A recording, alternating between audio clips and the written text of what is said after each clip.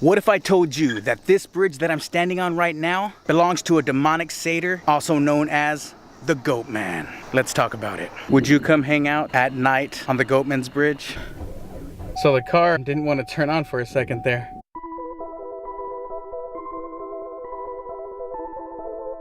Today, we're heading to Old Alton Bridge here in Denton County, just north of Dallas. But this bridge also has another name, Goatman's Bridge. What's going on, guys? Morty Mouse in the house, and welcome to our channel. Welcome to our very first episode of The Scary. And I'm really excited about this series. We are in a haunted forest right now, and I'm really excited to share the story of a bridge, a very popular bridge, Old Alton Bridge, also known as Goatman's Bridge. Now, there are a lot of stories of the Goatman. You may have heard one in your state, but I do want to believe that this is the most true story of that urban legend. And I love talking about urban legends. I'm really excited about talking about these things with you guys. But here we go. We're gonna kind of roam around, take a look around, and I'm gonna tell you guys a couple of the stories that surround this urban legend. I don't know what's going on there. Now, when I was young, I remember being told all kinds of urban legends and stories of paranormal activity out here. And we'll get to some of those stories in just a minute. And those stories were all told by word of mouth. They were told back before the internet really gained prominence.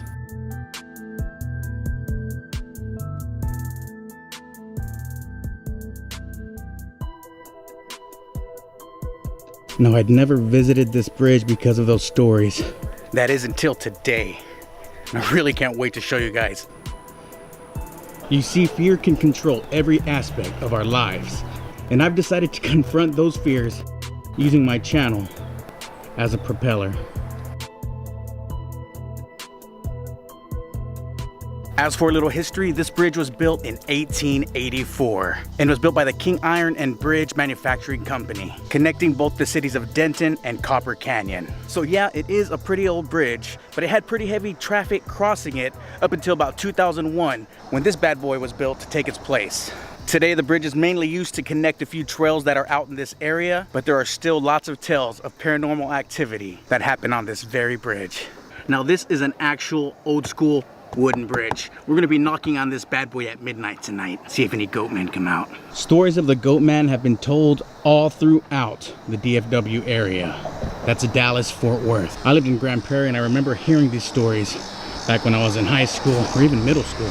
Some say that he's a demonic satyr who roams all these forests surrounding the Old Alton Bridge, spawned by black magic users and Satanists. The more believable story is much darker than that, and it involves a man named Oscar Washburn. This story is not for the faint-hearted, so if you're easily bothered by these types of stories, maybe something creepy, something scary, maybe go ahead and click off this video now. Oscar Washburn was a very successful businessman and farmer in the early 1900s.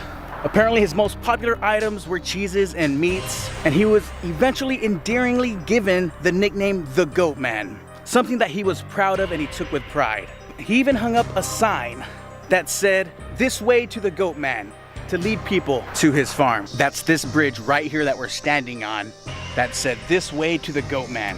Basically inviting people to come check out his farm, bringing people in, kind of like an advertisement. And here's the thing about successful black men, especially back in this time. This was the early 1900s. It really was not taken kindly by all people, especially the Ku Klux Klan. On a dark night in the 1930s, they took action and they dragged Oscar Washburn from his home. They then wrapped a noose around his neck as he begged and pleaded for his life. And then they threw him over the bridge. Then they went below the bridge to make sure that their deed had been done. But after hearing no splash, they went down to inspect it, and they found nothing but an empty noose. No body, no Oscar Washburn, no Goatman, just an empty noose. Imagine that. Imagine how you would feel if you had just done something as terrible as murder someone and their body was totally gone. And then panicked, they ran over to the Goatman's home where his family slept and set it ablaze. No one survived. Now they say that the Goatman haunts the forests surrounding this Old Alton Bridge. His bridge. Goatman Bridge. Now there's a second story to this tale, and it involves a slave goat herder named Jack Kendall, a Creole slave goat herder to be more exact. Now this story states that Jack was lynched by some cowboys over from Copper Creek, which isn't far from here, from a large tree not far from where the bridge stands. So that's where we're headed, over here to the forest. The noose took his head clean off, and then the slave owners watched in terror, in horror, as the body reanimated thanks to some voodoo magic, supposedly. The body rose up, ripped the head off a goat, and took it as his own. Now that story seems a little bit far-fetched to me, but it does get the job done if it's meant to creep somebody out. Now there are a few ways that you can ask the Goatman to appear. All these things must be done at either midnight or 3 a.m. depending on who's telling the story and which story it is. They said if you cross the bridge with your lights off, the Goatman would appear at the end.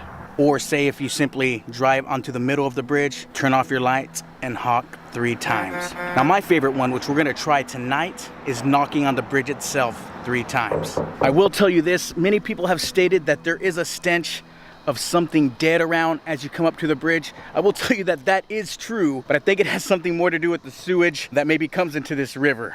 But you can definitely smell as if something is dead right down there. That's where they said that the Goatman was hanged and disappeared.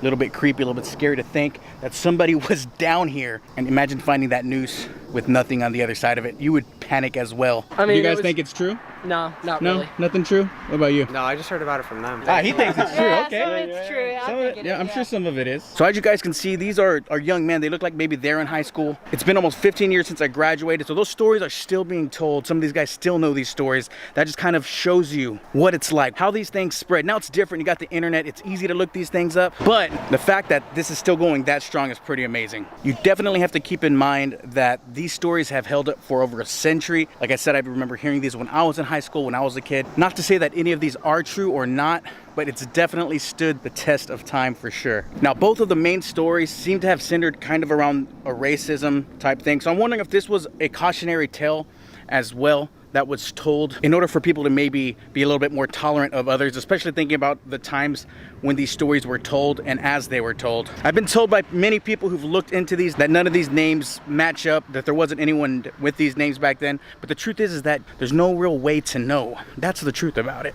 I'm kind of gonna take a trail here, go down into the darkness a little bit. We're gonna walk around here. I wanted to tell you guys the story before we really got into the scarier part of this, which is kind of just exploring and looking around, which is what I really want to do. There are a lot of kids and whatnot that do like to come out here and look around and explore. There's even a family that I was talking to just now, a Hispanic family, and the kids were asking me kind of what the story was. And now we're getting into the dark forest here. Now these are the very forests that are said to be haunted by the Goatman. And we're gonna be here until it gets dark. I'm gonna try to stay until midnight tonight. That way we can really take a look around and see if these stories are true. I'm gonna go ahead and start off by saying I hope they're not true, because this is it's already creepy. It's already creeped me out. Now the good thing about decent low light cameras, it looks much lighter than it really is, but we're probably gonna lose light not too long from now.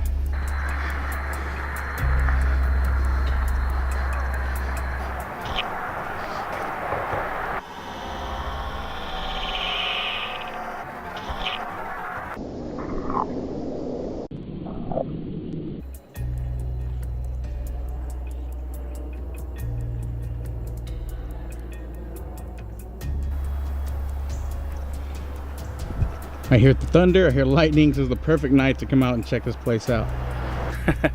Definitely starting to get dark now. Oh, it looks creepy. How's this, too bright? This thing is real bright.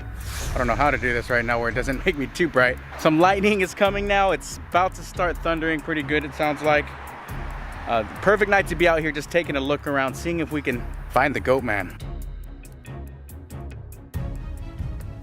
What a better way to tell a ghost story than while it's thundering in a dark, supposedly haunted forest by a demonic entity. This is what YouTube's all about, guys.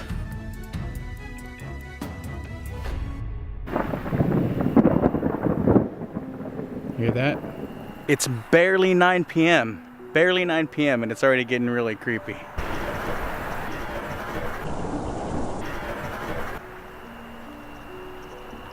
Now, what do you guys think? What creeps you out? What kind of stuff scares you guys? I'd really like to know. You know, I'm starting this whole new series And a lot of it's gonna have to do with fear, or what we perceive as humans as fear. You know, telling the stories and stuff is fun.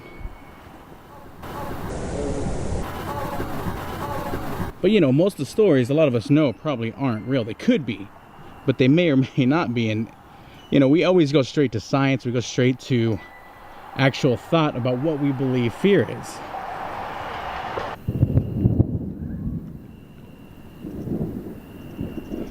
What is it about the dark? Is it that something could be out there that we have no idea what it is? What do you guys think? What is it that we fear? Now, I've always been a fan of horror.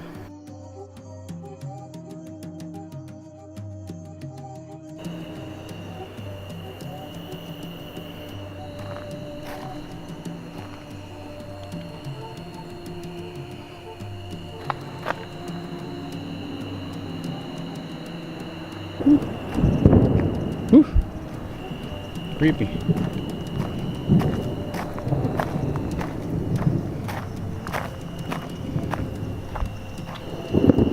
It's now completely dark.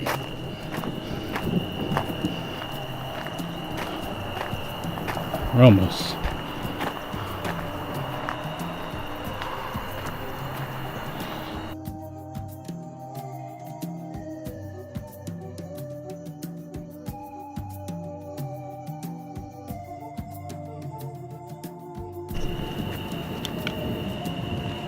All right, it's midnight.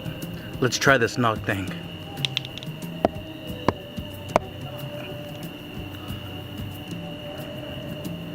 What if we try the headlights thing?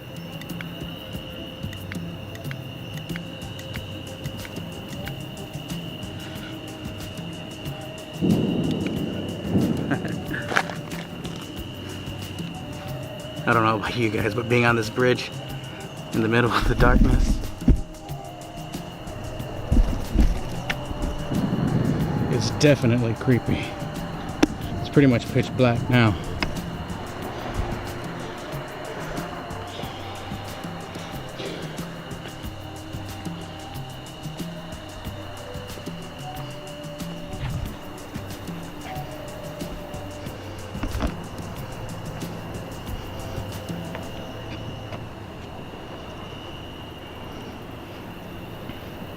So maybe nothing happens. Or maybe it'll come get me in the middle of the night. Maybe I passed its test. So some say that the Goatman will only get people who have direct bloodlines with those who hung him, with slave owners and things like that. So maybe I did knock on the bridge 3 times, and maybe he just didn't want me. But you, that might be a different story. Would you come hang out at night on the Goatman's Bridge? Ooh, Goatman's Bridge, Goatman's Bridge. I'm gonna do one last, you see it's pitch black. I'm gonna do one last walk through across the bridge and then back after knocking on it 3 times.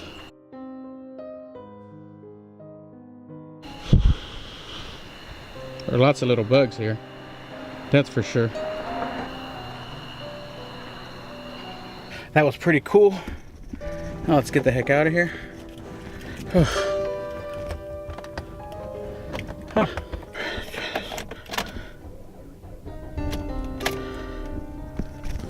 Okay. That was weird. So the car didn't want to turn on for a second there. It was kind of freaked me out a bit. Oh God, it scared the shit out of me. Wow, the car wasn't gonna start. This would be like the worst place at the worst time for my car not to start. Here at the Goatman's Bridge during a lightning storm. Not where I want to be, probably. So what do you think? Do you think that the Goatman is a real demonic spirit here? Or do you think that it's a vengeful ghost trying to take revenge for his murder? Let us know in the comments below.